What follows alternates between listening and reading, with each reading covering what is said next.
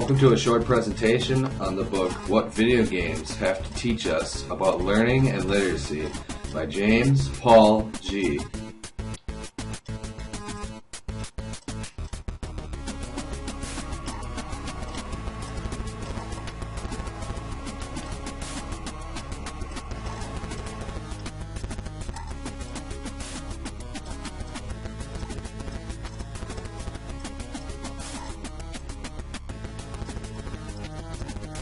So, what do video games have to teach us about learning and literacy?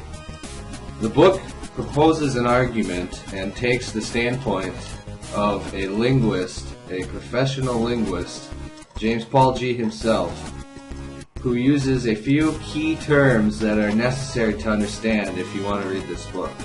The main one being a term called Semiotic Domains. A quote from the book says that semiotic is just a fancy way of saying we want to talk about all sorts of different things that can take on meaning, such as images, sounds, gestures, movements, graphs, diagrams, equations, objects, even people like babies, midwives, and mothers, and not just words. All of these things are signs, symbols, representations, and whatever you want to use that stand for or take on different meanings in different situations, contexts, practices, cultures, and historical periods. G argues that a good video game abides to principles, 36 of which he's identified in his research. Principles include the learning principles, which have an active, design, and meta-level thinking type of principle. There's also the learning and identity principles, which include the psychosocial moratorium principle that I'll get into later. Then there's the learning as a social activity principles, which include distributed, dispersed, and insider principles. Then there's the transfer of knowledge. Subsets, incremental principles, concentrated samples principles, and discovery principles make up that. Situated meaning and learning principles include a practice principle, multiple routine principles, and so forth. As you might see, these are literacy tactics that James Paul G. himself has applied to the playing of video games, such as, say, Metal Gear Solid, a game that he discusses about identity, or also Deus Ex, a game which he describes in depth about the political ramifications, or Pikmin, about playing group problem solving in certain situations. So, what do these have to teach us about teaching? Take for instance this video here that I'm the camera operator of. Me and my friends were nuts over RuneScape when we were playing it all the time and learning new tactics and learning how to be the dominant characters of the map, but we didn't just learn how to play RuneScape.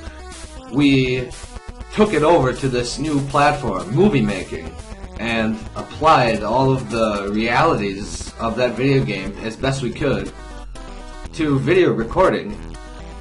There's little narration and I've muted it, but this is a prime example that I was reminded of when reading this book of what you can do to co-adapt one learning to another.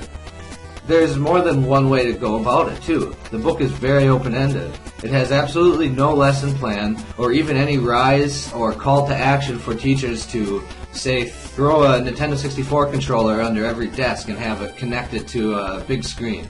All he's saying is that video games are not a waste of time, and he argues it through academic means.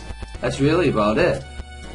When we want to think about playing video games in the classroom, we really are thinking more about how to make learning interesting. How to make learning interesting and fun.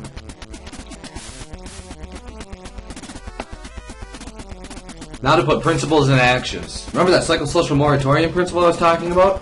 It states that learners can take risks in a space where real-world consequences are lowered. How about this for an example? Why would we take a driver's test before we go out on the road? Oh yeah, that's why. Because you might get in a crash. Now take a look at something like this. This is called a character creation screen and is common in a lot of video games.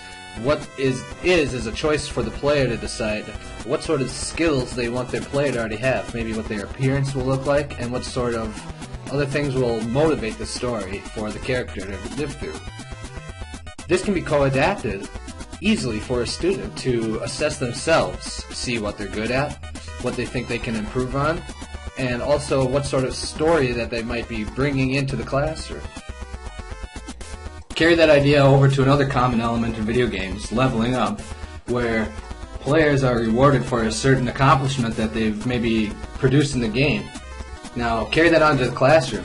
Say you have a student who has their own, say, character design, and we can start to make progress, observable progress, numbers, anything that signifies a leveling up in their certain skill set that they're producing. We could even cross that over to, say, exams, studies, anything. The possibilities are limitless is really what G is trying to say, and that's really what I want to end the note on here for today, is that this book has a lot of open-ended questions for video gamers and non-video gamers alike to inquire about its use in the classroom. Anyway, thanks for listening. I hope you have a good read with the book, and please talk to me anytime about it. Thank you, bye.